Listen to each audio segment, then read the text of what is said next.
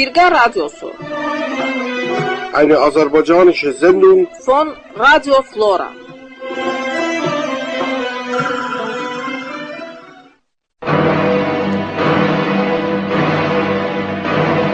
Danışır Azərbaycan Demokrat Firqəsi. Danışır Azərbaycan Demokrat Firqəsi. این صدا صدای فرقه دموکرات آذربایجان است. Ben deyirəm yurdumuza kəz baxanlar yox olsun, böhtan deyib adımıza şər yaxanlar yox olsun, xalqimizin igidliyi düşsün dildən dillərə, əməlləri yadigar tək qalsın ildən illərə. Ben deyirəm Azərbaycan qəhrəmanlar yurdudur, şücaətli Səttarxanlar, Ağırxanlar yurdudur. Böyük Qacar şahlarını yola salmış bu diyar, onun her bir karşında ecdadımın hakkı var.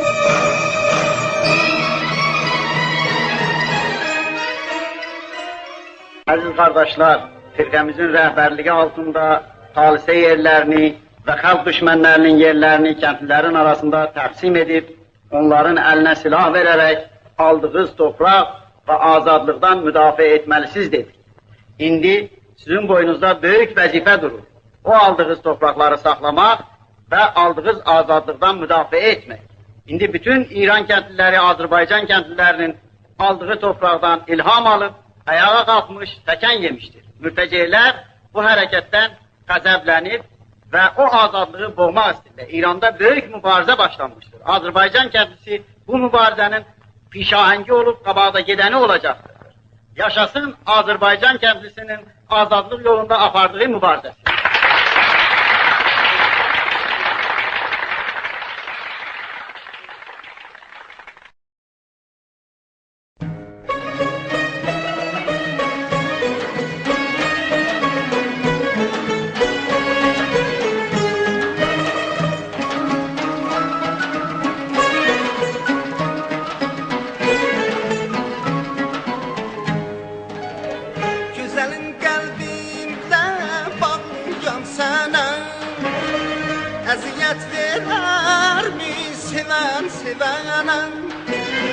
Güzelim kalbimle bakıyorum sana.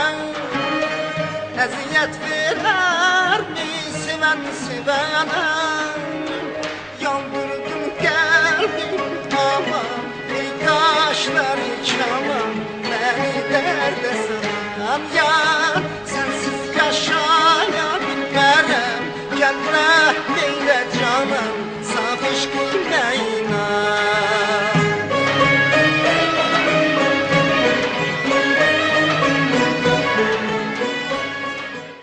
Əziz və hörmətli dinləyicilər, dəyərli eşidənlərimiz, sizi Azərbaycan Demokrat Firqəsinin internet radiosunun növbəti verilişi ilə 2014-cü ilin dekabr ayının 26-sında internet radiosunun www.radioflora.de ünvanında yenidən salamlayır. Azərbaycan Xalq İnqilabı olan 21 Azər Hərəkatının 69-cu il dönümünə həsr olunmuş fövqəladə verilişlər silsiləsinin növbəti hissəsini sizə təqdim edib, müxtəlif şeirlər, söhbətlər və müsahibələrlə sizin huzurunuzda olacağıq.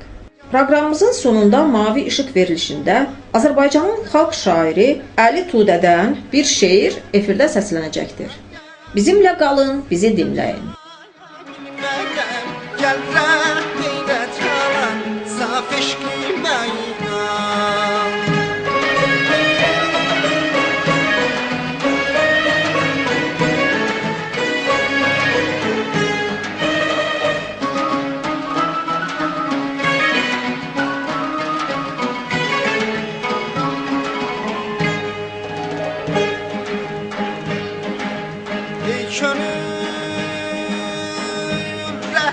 Gelen sevgili Canan bu gece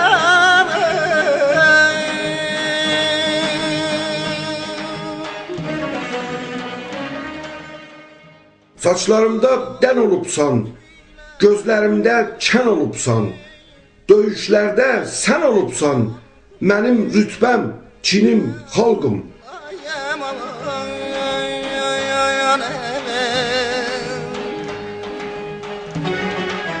Ali Cavadzadə, Ali Tudə. Baxmay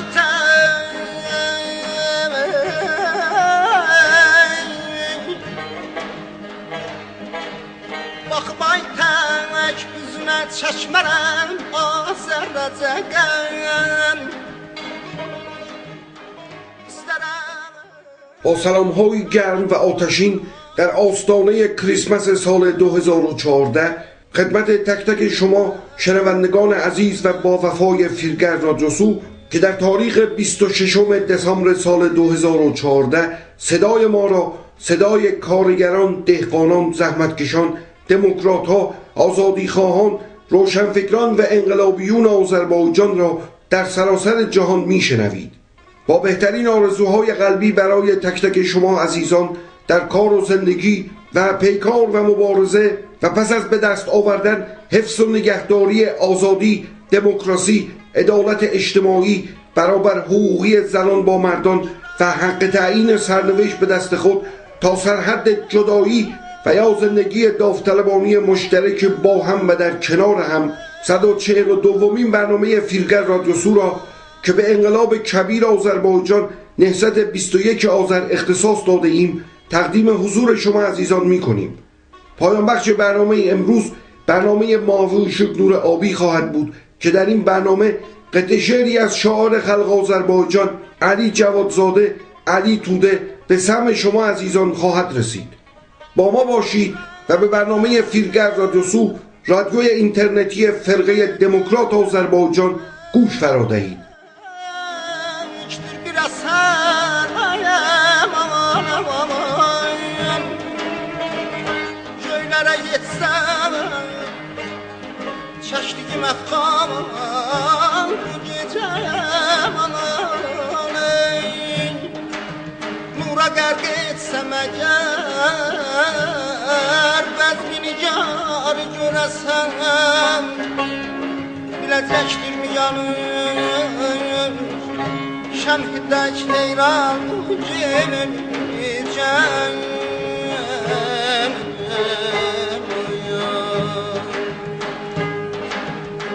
güzelim qəlbimə bağlıyam sənə əziyyət verər mi sevən sevənə güzelim qəlbimə bağlıyam sənə əziyyət verər mi sevən sevənə yandırdım qəlbim aman ey qaşları çalan məni də salan yar sensiz yaşaya bilmərəm gəl rəhm eylə canım saf eşqimə inayan yandırdım qəlbim aman ey qaşları çalan məni də salan yar sensiz yaşaya bilmərəm gəl rəhm eylə canım saf eşqimə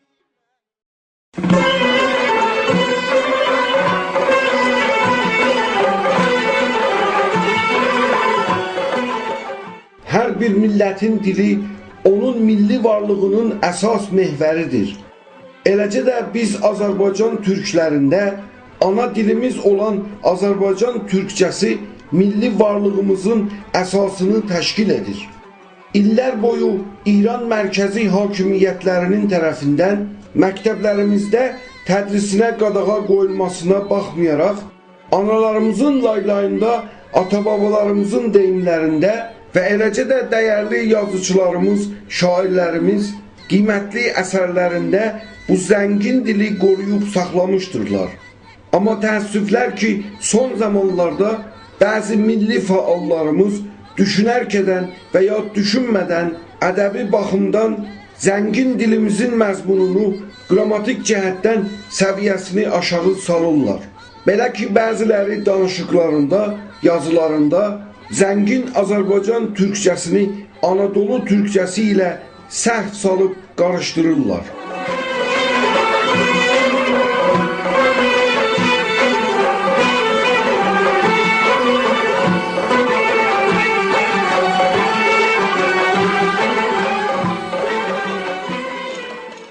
زبان هر ملتی محور اساسی هستی آن ملت است. برای ما ملت ترک آذربایجان نیز زبان مادریمان زبان ترکی آذربایجانی محور اساسی هستی ما را تشکیل می‌دهد. بدون در نظر گرفتن ممنوعیت زبان مادریمان در طول سالها در مدارس مادران ما در لالایی‌های خود پدران و پدر بزرگان ما در گفته ها و نصیحت های خود نویسندگان و هنرمندان و روشنفکران ما در آثار ادبی هنری فرهنگی خود زبان ما را حفظ کرده و از آن نگهداری کرده اند. اما متاسفانه در زمانهای اخیر تعدادی از فعالان ملی آذربایجان آگاهانه و یا ناآگاهانه خواسته و یا ناخواسته از دید ادبی ارزش و قرب و منزلت زبان ترکی آذربایجانی را از لحاظ گراماتیک پایین آورده تا آنجا که تعدادی از این فعالان زبان غنی ترکی آذربایجانی را با زبان ترکی آنادولو اشتباه می‌اندازند.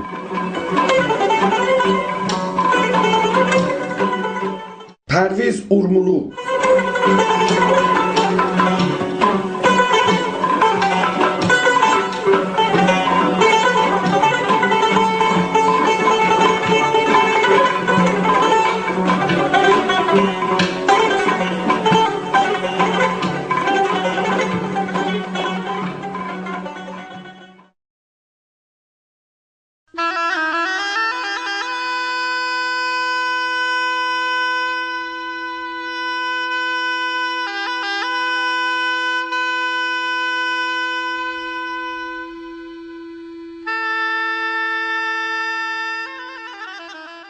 Neyləyirəm xəzanı mən?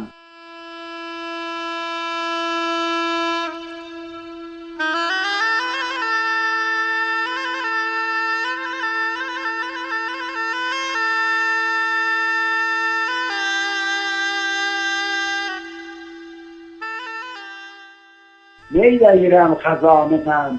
Bağı Gülüstan istərəm. Qanlı bir inqilab üçün bir yeni üsyan istərəm. Qarşımı kəsməsin mənim əlləri qanlı düşmənim.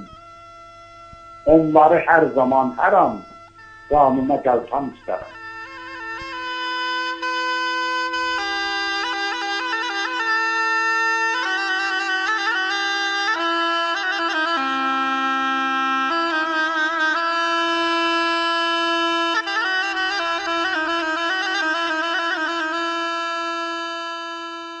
Qorxu nədir düşünmürəm, mən döyüşən bir əskərəm. Yaddaşımı sığallama, 100 qana 1000 qan istərəm. Körpələrin təğamına yox daha taqətim mənim. Mən gələcək nəsillərə bir yeni dövran istərəm. Məsləkimin şəfəqləri zülmətə nur bağışlayır. Çünki bu doğma elləri şad-ı xuraman istərəm. Arzularım da çaylara, dəryalara sığışmayır. Bir gəmiyəm ki, Arifa, üzməyə umman istərəm.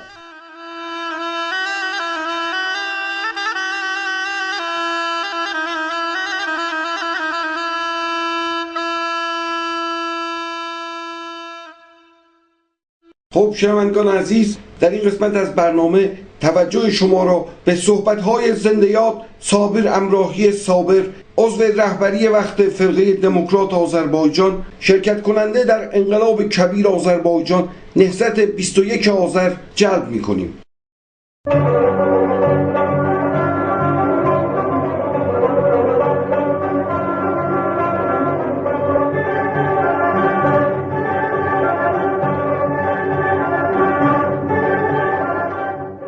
Milli hökumət dövrünün demək, o inqilabın qələbəsi indi kim mənim gözümün qabağındadır. O zaman Təbrizdə idik, biz sərt bir hava idi, soyuq bir hava idi. Amma çox qəribə idi. Elə bil ki, hamının köksündə bir günəş yanırdı. Heç bir soyuqluğu hiss eləmirdi. Çünki gələcək o günün hərarəti hamını daxilən qızdırırdı və hökumət qalib gələndən sonra da biz gördük, səhv eləməmişik. Niyə səhv eləməmişik? Çünki öyrəmizdir, milli hökumət təkcə bir il fəaliyyəti dövründə bəlkə də 100 ilin işini görür. Nə görür? Baxın, indi bunu eşitməyə də dəyməz, amma onu inkar eləməyə də dəyməz.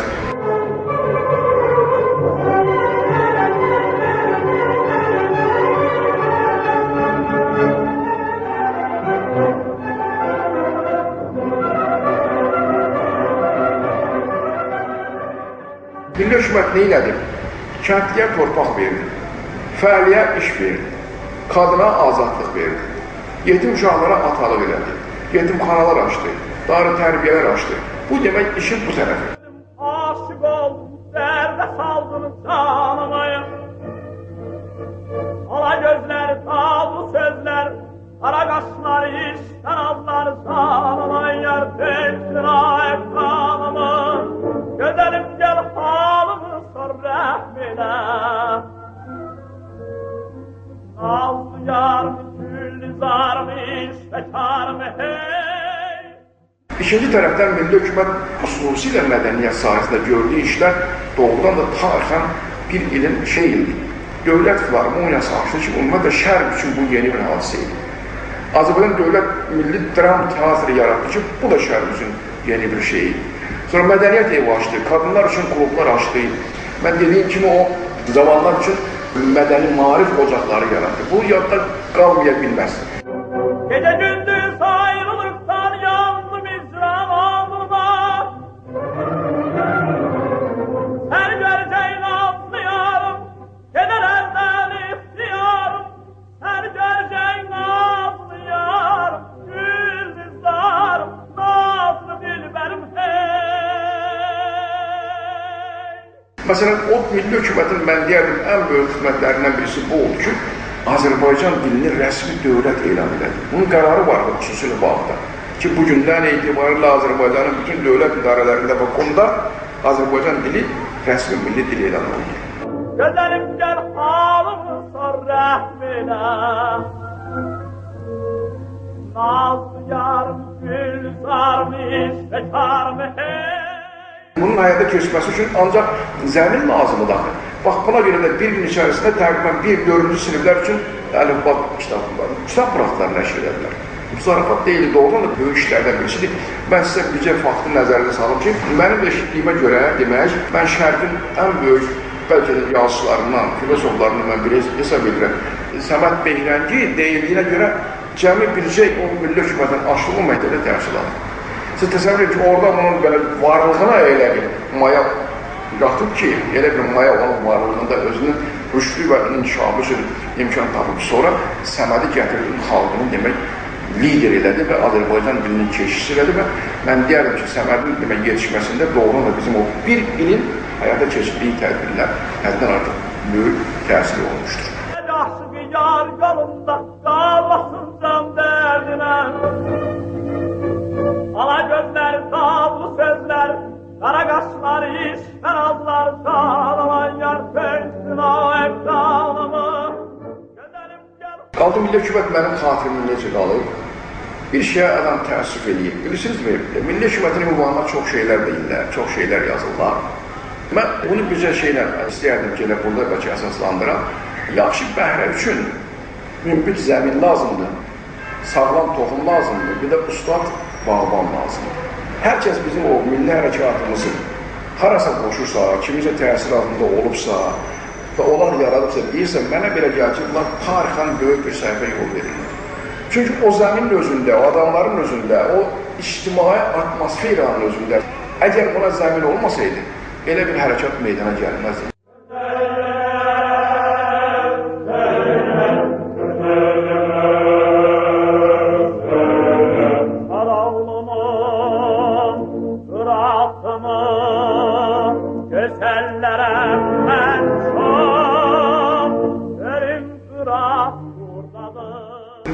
Niyə biz inkar eləyək ki, mənim hətta o zaman cavan uşaqlarımız yadımdadır ki, kənddə elə zülmlər var idi ki, bilmirəm, bu sözü adam dilinə gətirməyə də bir qədər, hətta indinin özündə adam sıxılır.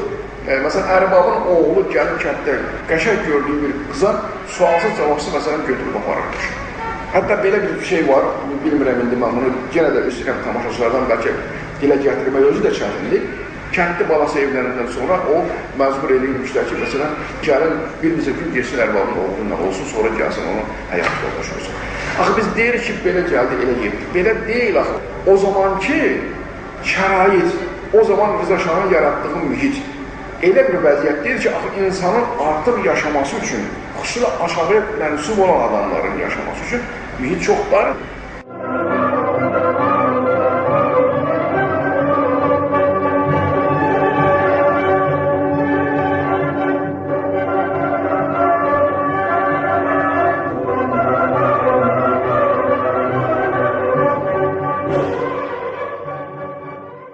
Elə bir vəziyyət yaranmış ki, ümumiyyətlə Azərbaycan dilində danışmaq, Azərbaycan haqqında fikirləşmək, Azərbaycan milli varlıq haqqında düşünmək böyük bir cinayətə çevrilmişdir. Və buna görə də bunu axı hər adam dözə bilməzdi.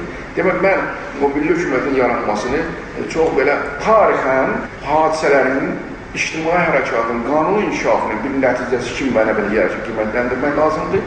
Və da doğrudan da o yaranımdan sonra özünü doğruldu. Nəyinə?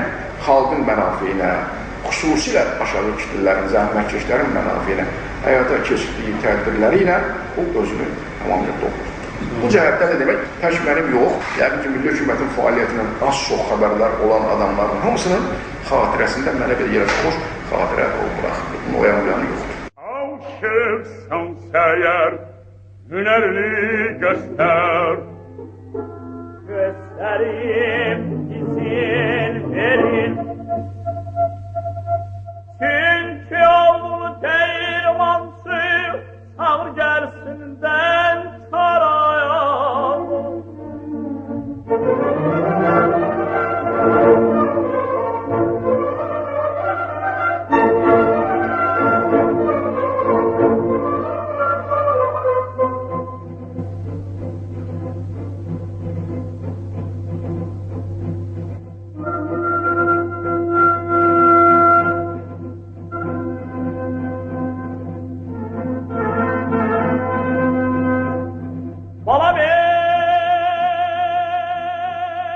Bilirsiniz, mənə belə gəlir ki, tarixi hadisələrə qara eynək dalı ilə baxmaq ümumiyyətlə doğru deyil. Tarixi hadisələrə son dərəcə obyektiv görsədən, təmiz görsədən, dur görsədən eynəklə deyək baxmaq lazım. Ya da adam özünü sağlamsa gözləri öz gözləri ilə baxmalıdır.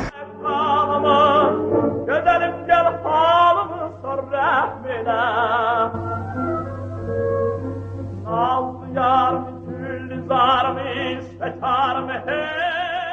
Bir anlığa fikirləşək ki, Pişəvəri demək, Azərbaycanda baş verən hərəkata qədər hansı yolu keçmişdir. Bəlkə də çoxlarının onun xəbəri yoxdur. Amma Pişəvəri çox erkən, körpə vaxtlarında keçmişdi ərazi şimal tərəfə. Və atası ilə gələndə onun çox az yaşı var, kişi uşağıdır. Təsəvvür edin ki, burada keçdiyi o həyat yolu onu elə formalaşdırdı ki, məsələn, bir neçə içərisində o gəldi, əməlli başlı siyasi xadim oldu. Ona güc verən, qüvvət verən, enerji verən, onu bu yola istiqamətləndirən bir ideal olmasaydı, Pişəvəri olmazdı. Bu ideal nə idi? Xalq üçün xeyirli iş görmə idealı idi.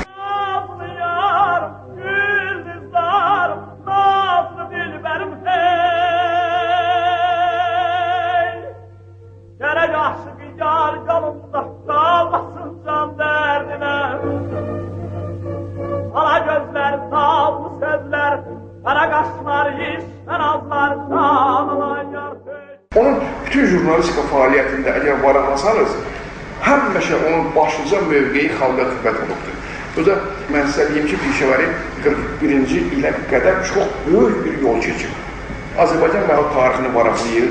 Görün orada bir sıra qəzetlərin redaktor olub, bir sıra qəzetlərin naşir olub, bir sıra qəzetin ən faal müxbirlərindən olubdur.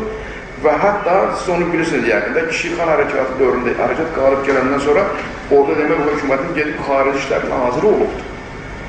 Demək bu, oraya qədər böyük bir mərtəb keçmişdir. Sonra biz getdi İrana, İrana gələndən sonra Rıza yaxşı bunu 10 il qəsr qazarda yatırdı. Və mən bir şeyə təəccüb edirəm ki, qəsr qazarın o dar mühitində, o qorxulu mühitində, o adam belə nəfəs alanda da ehtiyatla aldığı bir mühitdə Pişəvərin nələr yaradır. Məsələn, onun təkcə bir zindan xatirələri dəftərindən oxuyanda, əsərdir, bu memuar əsərdir, yaxşı bir povest adlandırma olur. Onu bəziləri haqlı olaraq roman da adlandırırlar. Mən indi də məəttəl qalıram ki, o mühitdə o kişi onu necə yaradır və bir şey xüsusilə orada qiymətlidir. Bilirsiniz, bədii əsərlərin yaranmasında çox amillərin təsiri ola bilər. Və mənə belə gəlir, şəxsən bədii əsərlərin yaranmasında birinci amil həyat həqiqətinə sadiq qalmaqdır. Və əgər həyat həqiqəti sənin sinəvə, köksüvə, sənin yaradıcılıq aləmə, sağlam bir toxum kimi düşməsə, oradan yaxşıca gözləmək mümkün deyil. Nə olur? Lap sıxıntılı əsər olsun. Nədir əmrin, qəddirən adil bəri.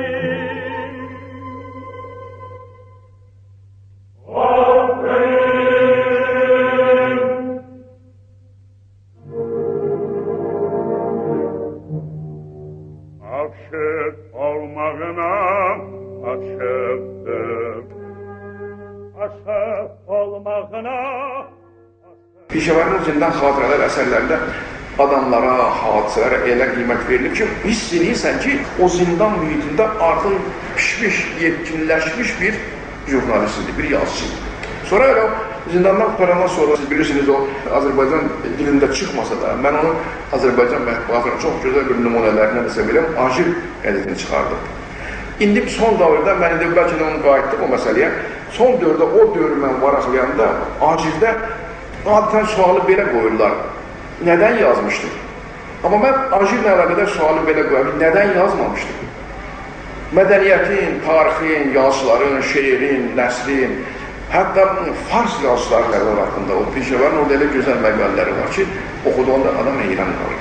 İndi mən bu məsələni çox uzatmayaq, mən belə bir şey istəyərəm, bu fikrimi ondan yekunlaşdırım ki, insanın fəaliyyətinə, siyasi xadimlərin fəaliyyətinə, ümumiyyətlə, əsas hansı meyar əsasında qiymət vermək lazımdır? Filan ideologiyanı bu müdafiə edib, fikirli demək lazım, yoxsa o xalqa nə qədər xeyirli iş görüb, mənə belə gəlir ki, əsas mənə başı bu olmalıdır.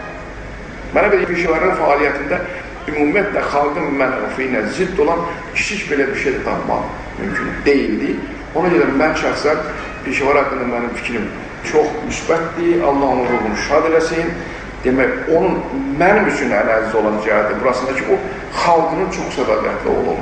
Bu bir, görkəmli siyasi xadim olub. Bu iki, görkəmli jurnalist olub. Bu üç, görkəmli ədib olub. Bu dörd, görkəmli sənətşünas olub. Beş, bəs adamlar da biz nə istəyirik? Bütün bunları bir yerə yığanda, demək, alınır peşələrinin siması, yəni o sima ki, bizim tərəfimizdən həmişə sevilməyə layiq olan bir şəxsiyyət kimi formalaşır. Gece gündüz ayrılıktan yandım İsraf oldum ay. Gece gündüz ayrılıktan yandım İsraf oldum ay. Sen göreceğin anlıyorum. خب شنوندگان عزیز، در این قسمت از برنامه توجه شما را به سخنان زندیات امیرعلی لاهرودی، صدر وقت فرقه دموکرات آذربایجان، شرکت کننده در انقلاب کبیر آذربایجان نهضت 21 آذر جلب می‌کنیم. Ala gözler, tavlı sözler, kara kaşlar, işten azlar, sağlaman yar peysin hep dağlımı. Güzelim gel halımı sor rahmine. Nazlı yarım, gülizarım, ismetarım, hey! Nedir emrin, kendine nazil verin.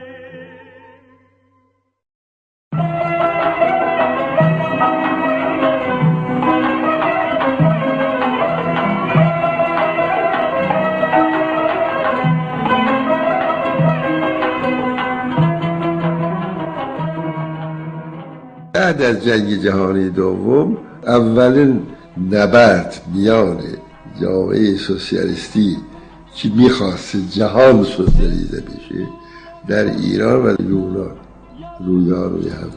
در یونان حکومت همون نیروهای مقاومت مسلح که آلمان را از یونان بیرون کرده بودند، ارتش انگلیس مستقیما دخالت کرد، وارد یونان شد، اون پادشاه را آورد اونجا نشاند و یونان از چکسلواکی، بلغارستان، رومانی جدا شد و ملحق شد به جبهه غرب.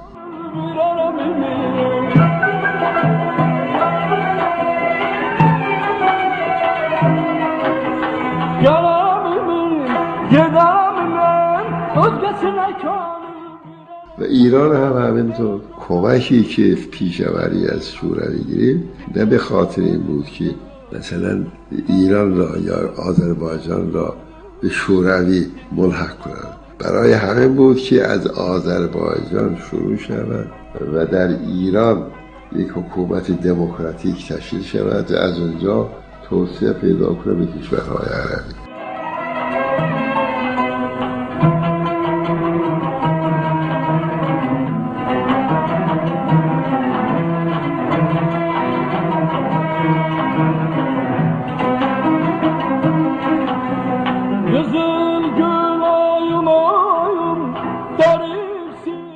و این را همه شما میفهمید.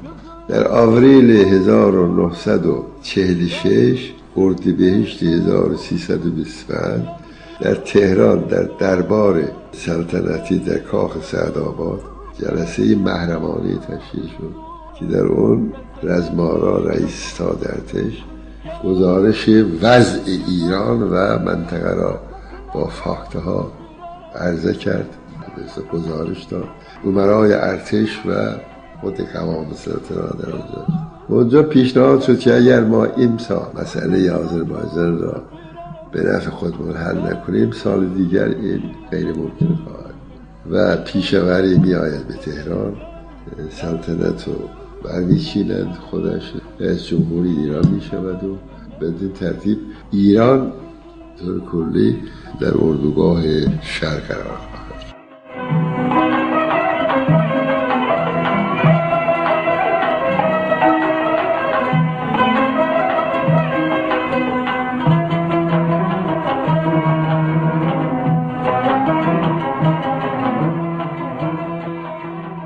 واهمه از آن بود که این املاک و دهات، روستاهای بزرگ که مثل فرمایان نیم آذربایجان در دستش، دهات آذربایجان. و وقتی که اون دهات خالصه را بین دهقانان تقسیم کردند و املاک ذوالفقاری ها را در خمسه چون قیام کرده و در حکومت ملی میان دهقانان تقسیم کرد، این یک اخطاری بود به زمینداران بزرگ، اربابان صاحب زمین که آقا دیگه سروری شما پایان یافت.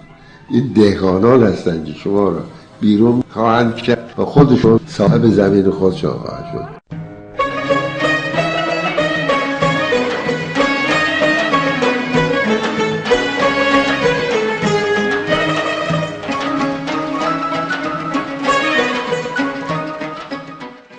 تدارک برای نبرد قطعی. Güzelim kalbimde bağlıyorum sana. Eziyet verer mi seven sevene?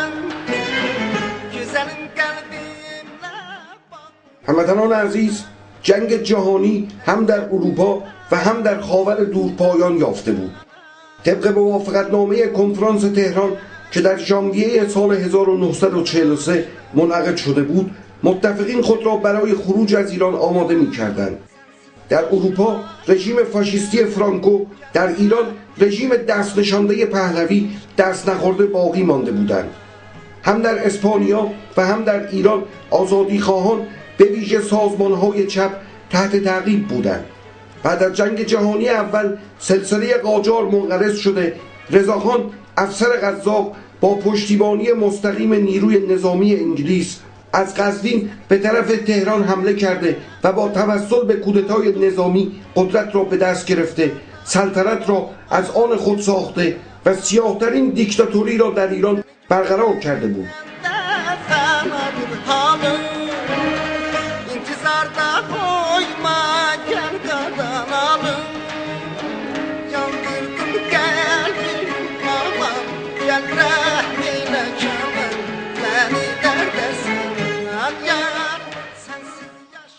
بعد از جنگ جهانی دوم ایران تحت سلطه آمریکا قرار گرفت. پسر با حمایت انگلیس جای پدر را گرفت، اما شرایط زمان امکان نمیداد پسر همچون پدر فعال مایشا باشد. لکن با خروج متفقین زمینه برای قدرت نمایی حاکمان سنتی فراهم شد. انگلیس و آمریکا احیای دوران سیاه رضاخان را در سر می‌پروراندند. برای همین منظور فعالیت آزادی خواهان محدودتر و فشار بر سازمان‌های چپ و اتحادیه‌های صنفی شدت پیدا می‌کرد.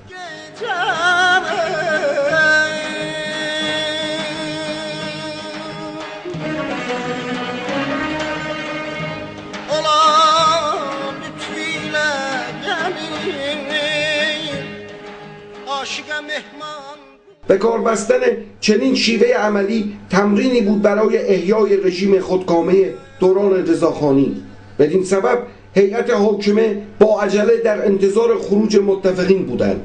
تصادفی نیست که تأخیر خروج ارتش شوروی به مدت 2 ماه به جار و جنجال بین المللی تبدیل شد و به عنوان حادترین مسئله بحرانزا در شورای امنیت سازمان ملل متحد مطرح گردید.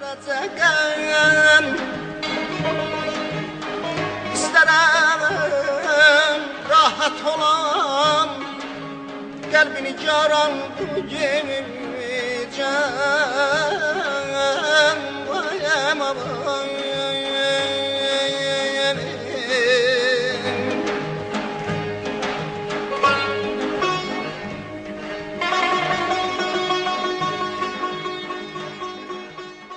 سازمان‌های سیاسی ایران به ویژه سیاستمداران ملی ایران تحت تأثیر احساسات ملی گرایانه با تقی‌زاده ها و حسین علاها همصدا شدند و خود ناخواسته به استقرار رژیم خودکامه یاری رساندند.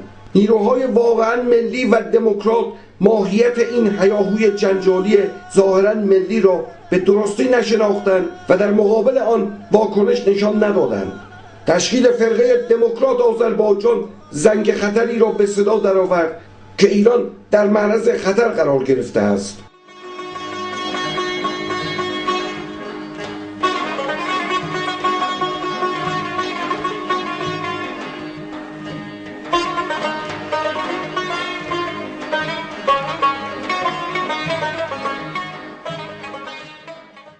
فرقه دموکرات نوپای آذربایجان در عرض 4 ماه به یک سازمان فراگیر ملی تبدیل شد.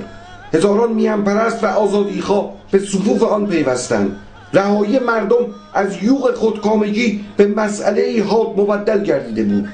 مردم از مسئولین فرقه دموکرات آذربایجان می‌خواستند با قطعیت کامل دست به کار شوند و آذربایجان را به سنگر مقاومت در مقابل تهاجم ارتجاع سیاه تبدیل نمایند. برای همین منظور در شهرهای آذربایجان ستاد مقاومت تشکیل گردید.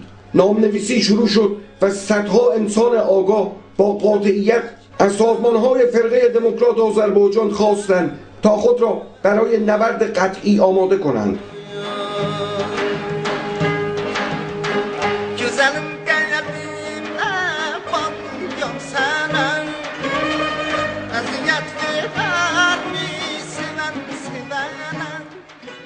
شور انقلابی سراسر آذربایجان را فرا گرفته بود. همه جا جنب و جوش به چشم می‌خورد. فداییان از ثمرین حرکت کرده و برای چند روز در قریه فخرآباد متوقف شدند. لیست کسانی که برای گرفتن اسلحه آمادگی داشتند تهیه شده بود. داوطلبان از همه شهرها و دهات ثبت نام می‌کردند. در عرض 2 روز اسلحه تفنگ برنو میان داوطلبان تقسیم شد. پادگان‌های نظامی یکی پس از دیگری تسلیم می‌شدند. تا 21 آذر ماه سال 1324 شهرها و بخش‌های آذربایجان و زنجان به استثنای ارومیه به کنترل کامل فداییان درآمد. شهر تبریز محاصره شد. سرتیپ درخشانی فرمانده لشکر سوم مجبور شد با پیشوری کبیر وارد مذاکره شده و موافقتنامه تسلیم را امضا نماید.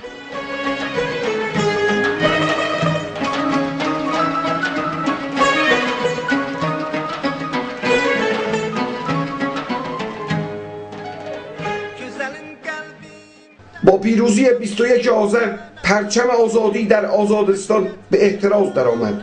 پس از آن پیشوری کبیر کابینه خود را به مجلس ملی آذربایجان معرفی نموده، از مجلس ملی رأی اعتماد گرفته و برنامه دولت را به مجلس ملی ارائه نمود و بعد از تصویب این برنامه به اجرای آن پرداخت.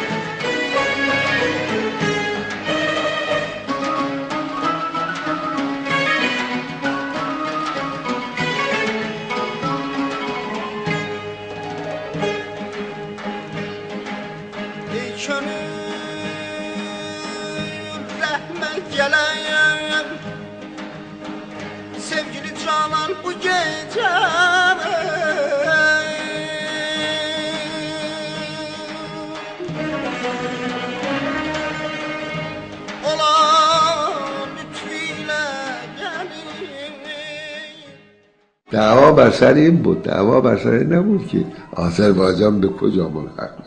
دعوا بر سر همون اراضی دهات خمسه بود که مال ذوالفقاری ها بوده و باید هم در دست آنها باشه. از همون جلسه اردیبهشت تدارک حمله به آذربایجان شروع شد و به هر حال نهایتش هم می‌دید.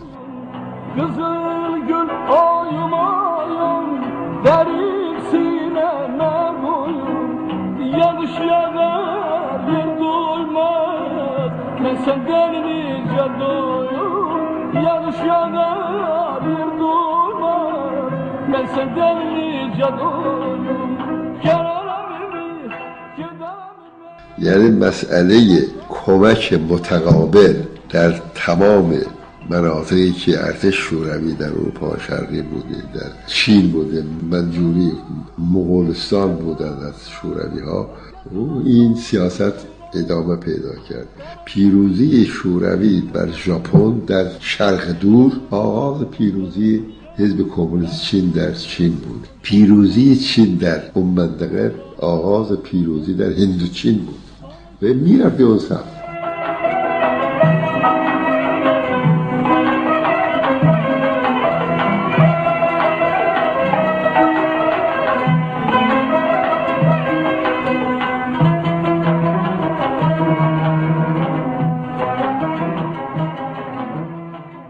در ایران هم مثلا به این شکل بود. روابط متقابل، وابستگی متقابل بین انقلابیون ایران و اتحاد شوروی. قبل از انقلاب هم در همون باکو سوسیال دموکرات های ایران تحت تاثیر حزب سوسیال دموکرات روسیه تشکیل شده بودند و حزب کمونیست در شهر انزلی 1920 تشکیل شد.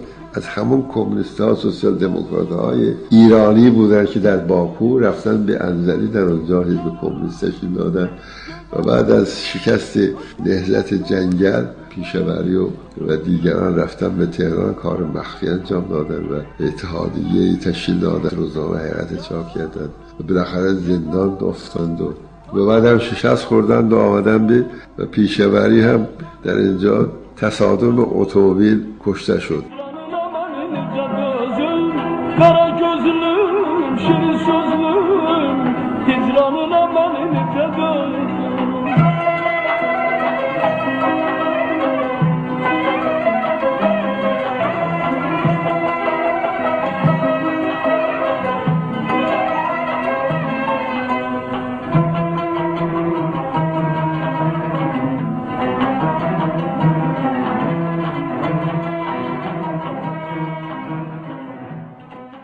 حالا یه عده بدون اینکه مدرکی در دست داشته باشم میگه که توطئه باروخ و استالین با کیورا کشت. یه عده میگه که تصادفا چون مدرک نیست، تصادفی بود و کشت شد و اونها هم نظر خودشون را دارن میگوین، این طرف هم نظر خودشون را دارن میگن. به نظر من یک تصادم اتومبیل تصادفی بود و هیچ توطئه‌ای بود در این مسئله در کار نبود و بعد هم نام پیشوری در ردیف نام خیابانی و سترخان و آقرخان در تاریخ ایران ثبت شد.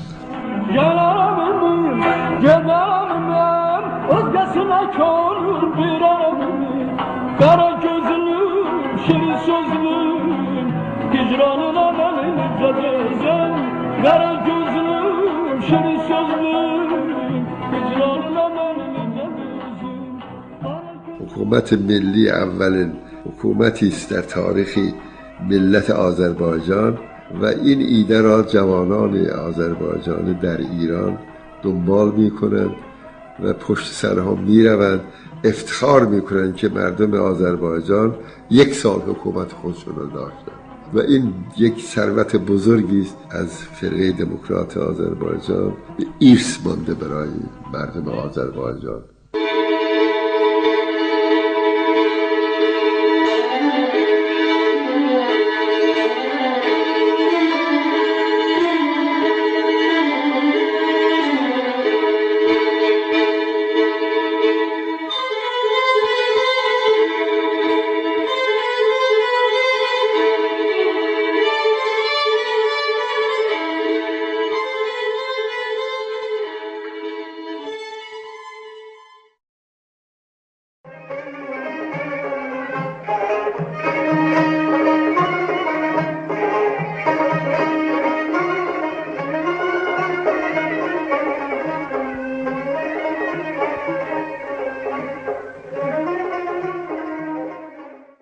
Çapı özümüzdən olan baltalar. Xəbər Xəbər balta deməkdir. Xəbərin də dəstəsi olur da, dəstəsi. Xəbər بدون دسته دستش نباشه هیچ چیز نمیتونه بکنه. درسته؟ در بین ملت ما داریم اون آدمان که خیلی خائنن و اونها رو میگیم صافی özümüzden olan baltalar. Yani dəstəyi xəbərən onha. Safi özümüzden olan baltalar. Adam həmin şeiri bexuna tutsun. Bəli.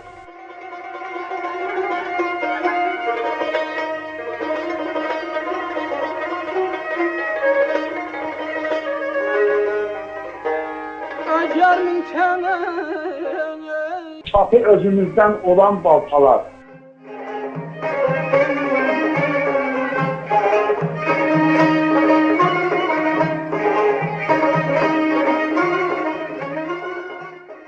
Oxudum yurdumun tarixini mən, yenə ağrı qopdu dərdli sinəmdən, qələm də titrəyib düşdü əlimdən, dedi tarix boyu, safi özümüzdən olan baltalar.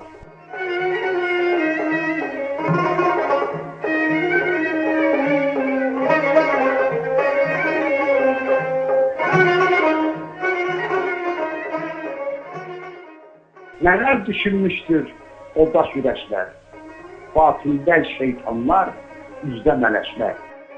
Yandı ahımızdan göydə fələşlər, vətəndə vətənsiz yaşadı onlar, safi özümüzdən olan baltalar. Əgər min kənəy,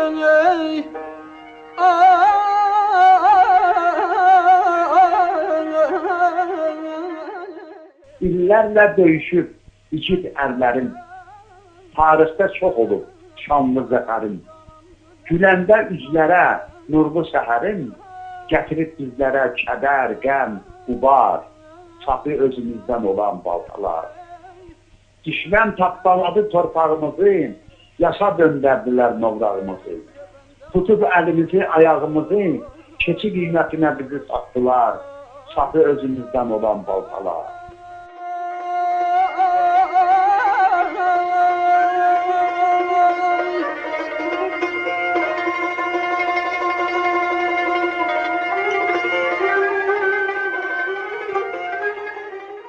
Nə torpaq, nə millət dərdini çəkir, nə də bağban olub bir ağac əkir, öz doğma xalqının qanını tökür, bu cür nəsil yaşamış onlar, safi özümüzdən olan baltalar.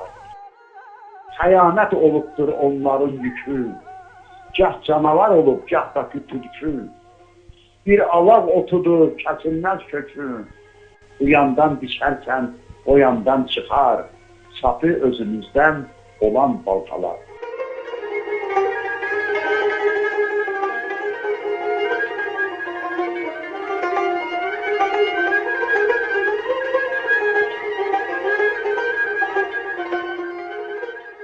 Safi özümüzdən olan baltalar. Bax bunlardır. Bizim daxilimizdə olan hainlər. Çox gözəl təşbih eləmişsən, əllərini armasın. Bunlar bilirsən, safi özümüzdən olan baltalar çox böyük zərbələr vururlar bizə. Onlar öz mənafeylərin güdürlər, öz xeyirlərin güdürlər və beləliklə də öz istəklərinə nail olub nəbdahlıq edirlər, mütəməlliklik edirlər daha doğrusu. Haçada mütəməllik deyirlər. Bəli, mütəməllikdir. Rəngi də doludur mütəəssifən. Bəli, yaltaqlıq edirlər ta öz vəziyyətlərini saxlamaq üçün. Bax, bunlar bizə çoxlu zərbə vuran. Bunlar daxili düşmandır.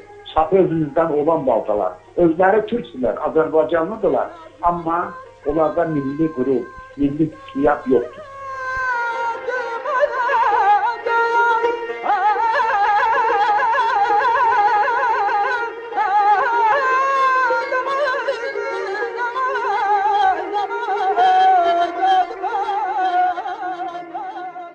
Sizə can sağlığı və bu mübariz yolda hamınıza uğurlar arzulayıram. Təşəkkür edirəm ki, bu verilişdə şirkət elədin. Sağ olun, var olun.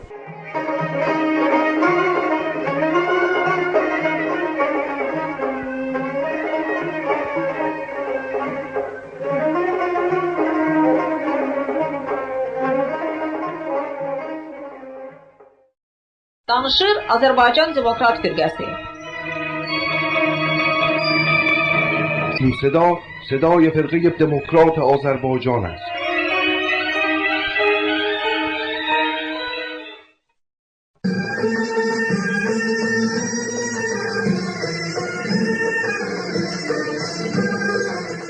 Mavi ışık. نور آبی.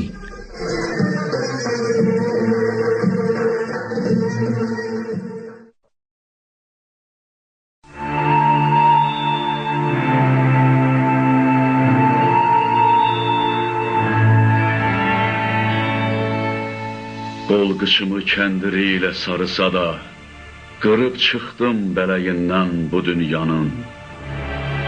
Neçələri ipəyindən yarısa da, mən geydim bez köynəyindən bu dünyanın. Neçə dilək gözdə yanan çıraq oldu, məclisində ulduzlar da qonaq oldu. Mənim isə hər diləyim yarpaq oldu, qopub düşdü diləyindən bu dünyanın. Qarlı tufan, odlu güllə döydü məni, külünk, yumruq, kürək, sillə döydü məni. Günahsız da olsam elə döydü məni, yıxılmadım kötəyindən bu dünyanın. Neçələri dedi dünya qala qala, yerə göyə baxma könlün dola dola. Dedim axı özü qəddar ola ola, necə tutum ətəyindən bu dünyanın. Bu dünya yük oldu mənə küt ağrı tək, şöhrətimi oğurladı bic oğru tək. Mən yazıqsa nəzakətli bir doğru tək, yapışmadım biləyindən bu dünyanın. Bir tanrının əsəridir bu insanlıq, hər səhnəsi min romanlıq, min dastanlıq. Bəs nədəndir gah yaxşılıq, gah yamanlıq qalxıb çıxır özəyindən bu dünyanın? Zaman gəlir, dalğa dalğa qabarır o, insanları öz yerindən qoparır o, küləyi ilə hara gəldi aparır o, dad cilovsuz küləyindən bu dünyanın.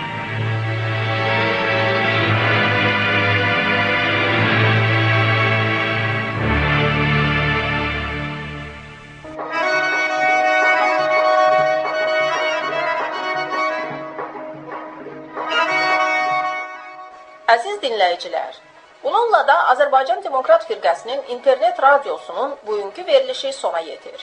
Sizə xoş günlər və xoş əhval-ruhiyyə arzusu ilə sizdən ayrılırıq. Sağlıqla qalın. Gələn həftə bu vaxt efirdə yenidən görüşənədək. Gözəller işlə sənin şöhrətin düşübdü dilən.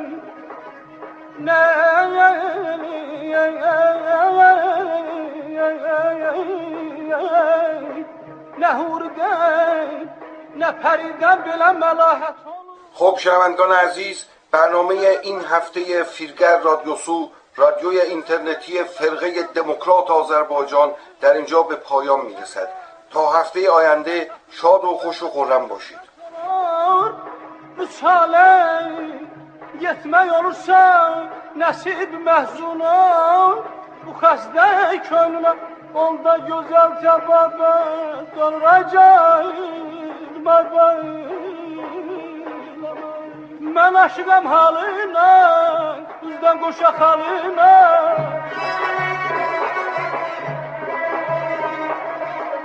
Mən aşıqam halına, üzdən qoşa xalına. Lala benefşe etmez yarın gül cemalına. Lala benefşe etmez yarın gül cemalına. Ellerin yan kara kız, eyle derdime çara kız. Ay kaşı gözü kara kız, gel eyle derde çara kız. Ellerin